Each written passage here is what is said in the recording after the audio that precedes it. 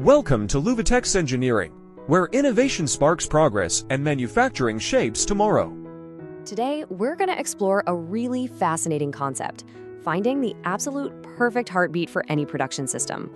Look, whether you're assembling cars, packaging electronics, or honestly just trying to get your own daily tasks organized, there's this hidden rhythm that completely dictates your success. So we're going to demystify lean manufacturing. We'll cut right through all the heavy jargon to show you exactly how top-performing factories deliver consistent output without overproducing or underutilizing their resources. Okay, let's dive into this.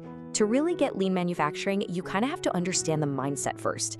There's this famous saying from a Toyota plant manager that their approach to efficiency is literally like squeezing water out of dry towels. I love that because it perfectly illustrates the ultimate relentless struggle of efficiency versus waste. Right when you think you've optimized a process to its absolute limit, lean manufacturing asks you to look just a little bit closer to find that one extra drop of wasted time or effort. So, to get there, here is our game plan, a little production schedule for our brains today. We'll start with the efficiency dilemma, learn how to find the heartbeat, define why time is everything, figure out how to smooth the flow, compare push versus pull systems, and finally, wrap up with sustaining the rhythm. Let's kick things off with Section 1, the efficiency dilemma, where we pit value right against waste. What's really interesting here is how clearly our daily actions get divided. On one side, we have value-added activities. These are the things that actually build the product, right? Assembling parts, transforming raw materials, the real work. But on the other side, we have waste. And look, waste isn't just throwing physical things in the trash. It's looking around for your tools. It's materials just sitting idle in storage, or workers standing around watching a machine run. If you're producing defects, fixing breakdowns, or even producing items you don't need yet, you're draining time. Lean manufacturing is an absolute obsession with expanding that value-added side and totally eliminating the waste side. Moving right along to Section 2, finding the heartbeat or pacing the production. To eliminate that waste, you can't just run around yelling at everyone to work faster. Chaos is definitely not efficiency. Every efficient system needs a pulse to keep those value-added actions on a totally predictable track. And that pulse, it's called takt time. Derived from the German word for rhythm or musical meter, takt time is the exact rate at which a product needs to be completed to meet customer demand. It is the absolute governor of your workflow. It's the true heartbeat of production. You don't just produce to your maximum capacity, you produce to your takt time. So let's put this into practice to encourage some active learning here. Think about this simple formula. Available production time divided by customer demand. If your factory operates for 480 minutes a day, say an 8-hour shift with no breaks, and your customer demand is exactly 120 units for that day, what's your takt time? It's exactly 4 minutes per unit. And here's the absolutely crucial point. A finished unit must roll off the assembly line exactly every 4 minutes. If you finish a unit in 3 minutes, you're actually overproducing and creating inventory waste. But if it takes you 5 minutes, you're falling behind on customer orders. 4 minutes is your heartbeat. It has to be precise. Now for Section 3, time is everything, because the metrics really do matter. Lean manufacturing is literally full of time-based metrics, and frankly, they can easily get confused if we aren't careful. So let's cleanly disambiguate these 4 key metrics. We already know takt time. That's our required 4-minute heartbeat to meet demand. But then we have cycle time, which is how long a part actually spends in the whole system from start to finish. Operation time is the very specific time a part spends at one individual station being transformed.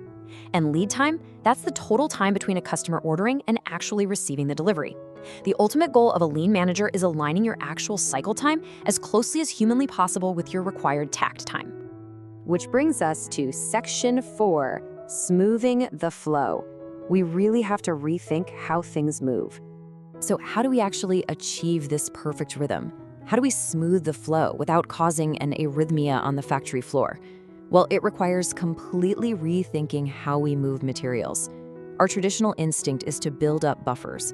Just think of a heavily stocked detergent aisle at the grocery store. We like seeing things grouped in large quantities, right? It makes us feel secure. But in lean manufacturing, these buffers, or work-in-process inventory, are highly dangerous. Storage costs money. Space costs money. And worse, large buffers drastically increase your cycle time, and they hide defects. Because if you make 100 defective parts and just toss them in a buffer, you won't even realize they're defective until the next station finally pulls them hours later. And this leads us to the staggering difference between batching and single-piece flow. There was an MIT simulation that highlighted this perfectly. If you have 3 machines, each taking 3 minutes, and you move parts in batches of 1,000, your total cycle time is a massive 9,000 minutes. Why? Because the full batch has to finish at machine 1 before moving to machine 2.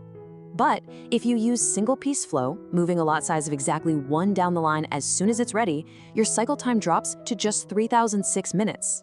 Wait, 9,000 minutes compared to 3,006? That is a game-changing reduction in wasted time, literally just by changing how parts flow. This brilliantly illustrates how we fix the physical layout to support that flow. Think of these like modular Lego blocks representing how we can rearrange work. If one station takes 9 minutes, but our takt time heartbeat is 4 minutes, well, we have a massive bottleneck. The solution is line balancing. You literally break that slow 9-minute step into multiple serial stations, or you set up parallel stations, evenly distributing the workload so that every single stop on the line hits that perfect 4-minute pulse. All right, section 5, push versus pull systems. Let's talk system design. Because balancing the line is only half the battle, we also need an overarching system design that dictates why materials move between these balance stations in the first place. And this brings us to the monumental shift from a push system to a pull system. The old way, the push system, relies entirely on forecasting. You guess you'll need 1,000 units, you push the raw materials into machine 1, push it to machine 2, and basically store whatever the customer doesn't buy. It's built on guesswork. But lean manufacturing utilizes a pull system, like Kanban. You actually start at the end. The customer orders a product which sends a signal pulling exactly 1 unit's worth of materials from the final station, which then signals the previous station all the way up the chain. You produce only what is needed exactly when it's needed. Push systems completely fall apart when you face what's called lumpy demand. Now, I know it sounds like bad gravy, but it's actually a factory's worst nightmare. Lumpy demand means you have large variations, massive spikes in orders, followed by periods of absolute zero. Forecasting is pretty much impossible here. If you try to push through lumpy demand, you're either going to suffer incredibly expensive back orders when you underguess, or you'll be forced to invest massive amounts of capital into inventory that just sits around gathering dust when you overguess. Pull systems protect you from the lumps. Finally, section 6, sustaining the rhythm in modern operations. So, we have our heartbeat, our single-piece flow, and our pull system. But how do modern operations actually implement and sustain this delicate balance in real time every single day?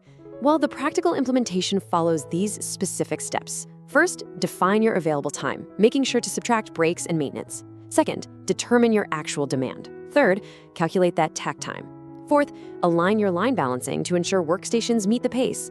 And fifth, monitor and adjust. It is so vital to remember that takt time is a guiding star, not an inflexible rule that should cause panic.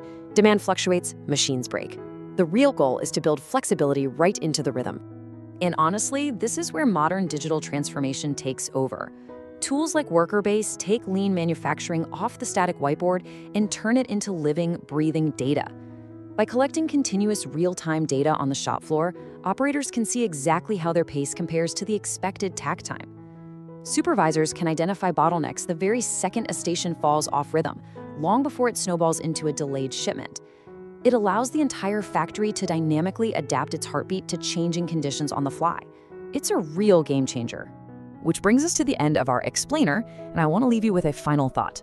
Lean manufacturing isn't just for massive car factories. It's really a systems thinking approach to life and work. Think about your own daily tasks for a second. If your personal workflow had a takt time, what is the bottleneck currently throwing off your rhythm? Are you batching tasks that should really be single-piece flow? Identify your waste, find your pulse, and start squeezing the water out of that towel. Thank you for watching Luvitex Engineering. Don't forget to like, share, and subscribe to keep inspiring the future of manufacturing together.